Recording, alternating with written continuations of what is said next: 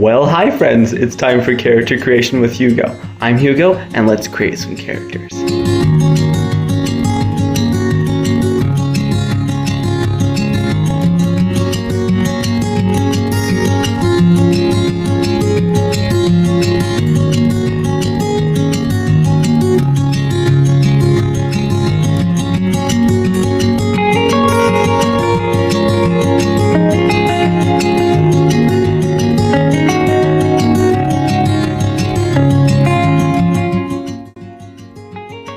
Today's episode is about using shapes to create your characters. So I'm going to draw two very familiar characters and compare the different shapes we will be using. We will be drawing Sabretooth and Bubblebot.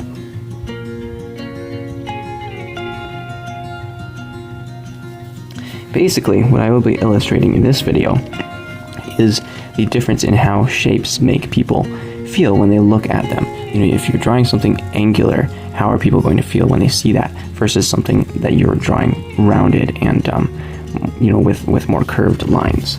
So beginning with Sabretooth, we're going to draw him he's just a very, very angular, very edgy looking guy. He's got a very crooked jaw. It kind of juts out to one side. He's got a nose that hooks down. Got some piercings, and his hair is just very, very out of control and very, very sharp. Even though it's his hair, it's supposed to be soft, but it's very jagged looking. Everything about him is just not clean cut, not well rounded. He's just kind of a jagged looking guy. He's got crazy eyebrows. He's got squinty eyes. He's got, every part of him is just sharp. And basically, the reason I did that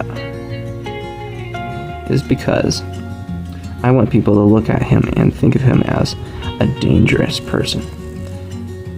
Just by looking at him, they can tell this guy is nobody to be messed with. He's sharp.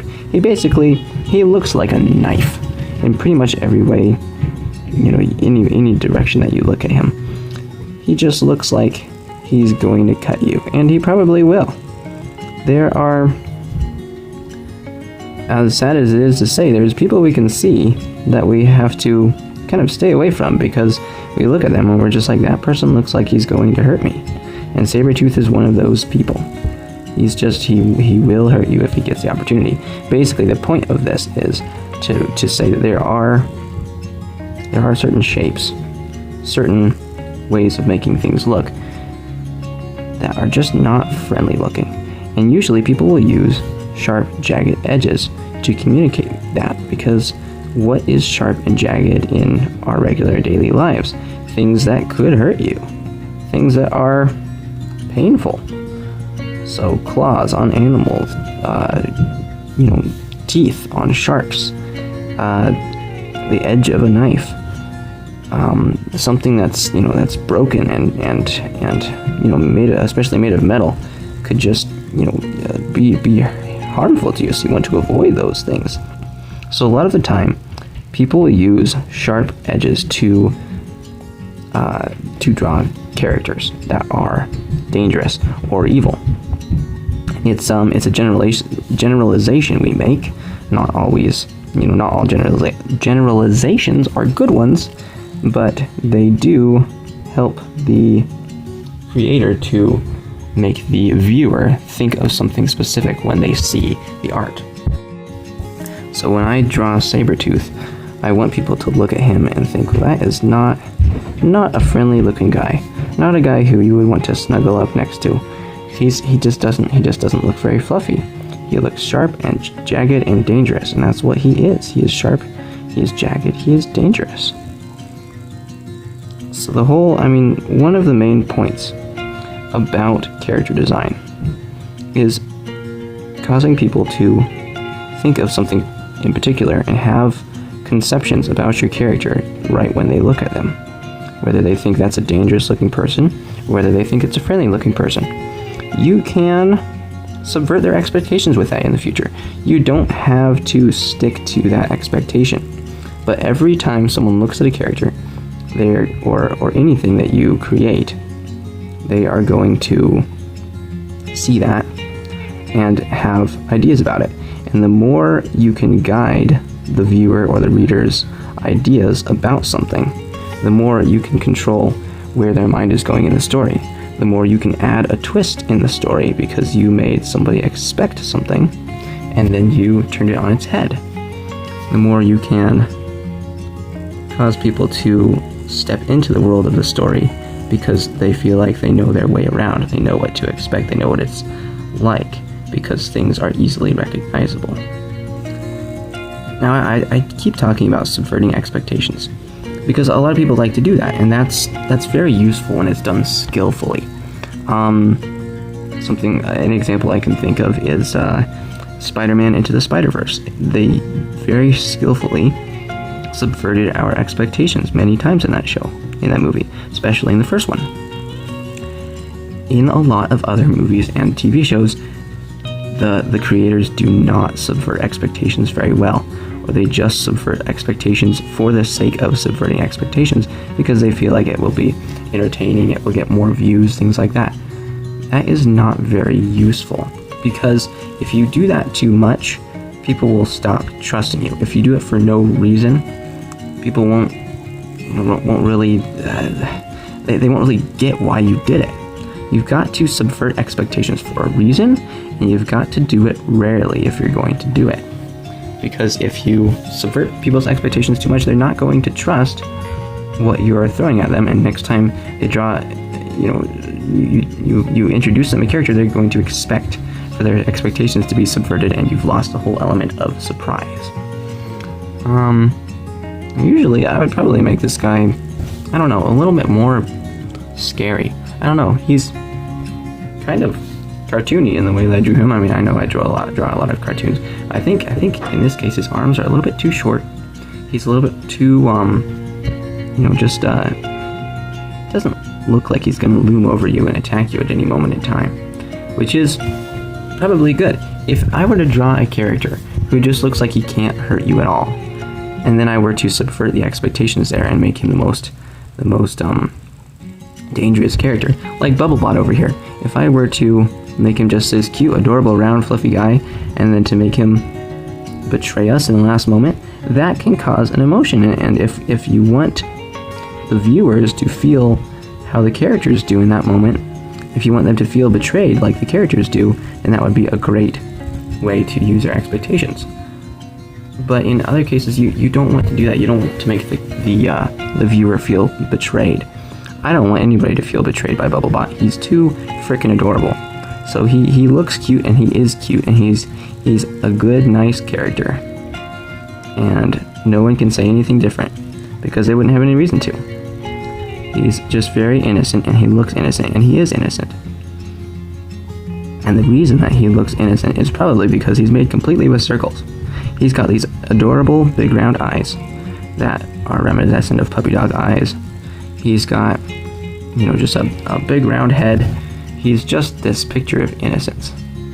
And at least I hope that people will look at him and say, oh, well, that guy's harmless. And I don't want to subvert anybody's expectation. He is pretty much harmless. He might have a weapon at some point and might be, dangerous when he's scared, but he's really just this lovable little robot alien, and he just wants to give everybody a hug. And you can see that because of the shape of his body, the way he holds himself. He doesn't, Sabretooth kind of leans forward like he's about to jump at you. Bubblebot is just kind of floaty. He's just, his center of balance is all over the place. He's just kind of, he's like a bubble bot. He's bubbly and robotic. And I don't know what else to say. He's just cute. And it's self-explanatory because of the way he's drawn, I think. He's just made with a lot of round shapes and made with those cute little eyes. And his fingers might be a little bit creepy. That's something to think about. Is like, you can have a lot of elements of a good character and have, if you're trying to make a cute character, you can make them very, very lovable looking. But if you have one element that's just kind of off, people might, notice that and latch onto it and say, you know what, I really didn't like him. He kind of unsettled me. And you as a creator might not know why. And that's okay, that happens. But we want to try and avoid that the most we can. So think about the details you're putting into your character. Think about, the little parts that you might overlook, but other people might latch onto. I made a little, it was like an animal, like a puppet type thing. Like an animal that sat on my shoulder. I made it as part of a costume. And, I took it to the Renaissance Fair, and a lot of people really loved it. It was a big hit, but some people were disturbed by it. And whether that was because, they had a bad experience in the past with puppets, if they just, if there was something about it that unnerved them, it wasn't anything that I had put into the design consciously, but some people had an issue with it, and it wasn't something that I could foresee. Most people had, really liked it, thought it was very cool. Some people might have thought that it moved unnaturally, or they just, like I said, didn't really like the idea of puppets in general. So there's going to be parts of your character design that aren't really going to work exactly how you had hoped, and that's okay. Fiction is kind of, it's very subjective. It depends a lot on what the viewer thinks of it, and if the concept of death of the author is kind of the idea that you can create something to be however you want it to be, but after you put it out into the public is going to change things about it to whatever they perceive it as, and eventually the public's opinion of your creation could be so solid that if you come out and you say that your creation is different from what the public believes it to be, no one's going to believe you, and they're only going to see what they've been wanting to see this whole time, and seeing their idea of the object or of the creation instead of your idea as the creator. And that just has to happen sometimes. There's nothing we can really do to stop it, and stories kind of evolve over time like that, and sometimes we can work with it, and sometimes we have to give up on a project because it's just not working the way we were hoping it would. But if you can, bend the project to fit the public's opinion of it, you can keep it going for a while. Well, there we have it. That is Bubblebot and Sabretooth. Well, there we have it. That is Bubblebot and Sabretooth. And they are very, very different in shape. You see how Bubblebot has these, round edges. Everything's very curved. He looks very cute. And Sabretooth just looks like he's, just not a great guy to be around in a dark alley. He's got claws, he's got teeth, he's got a big gun. He could probably hurt you. Basically, the whole idea of character design is that you want to show somebody a picture of something. If you're describing something in a book, you want to describe it to them in a certain way where they have a certain conception of it at first, and you can use that conception to to solidify their idea of the character, or to subvert their idea of the character and make them go off on a wild goose chase and believe something that's untrue about the character, so that they are surprised in the end. But you can do that with the silhouettes, like we talked about last time. The size of the character, how strong or how weak they look, how big or how small they are, how stocky or how skinny they are. And you can also do it with the shape, the general jagged shape of things. You could also do square characters, which are generally seen as more stable. If you think about Perry the Platypus and Dr. Doofenshmirtz, it has a big, strong chin. He's very triangular. And Perry the Platypus, he's the good guy. He's a little bit more rounded. He's got those big round eyes like Bubblebot does.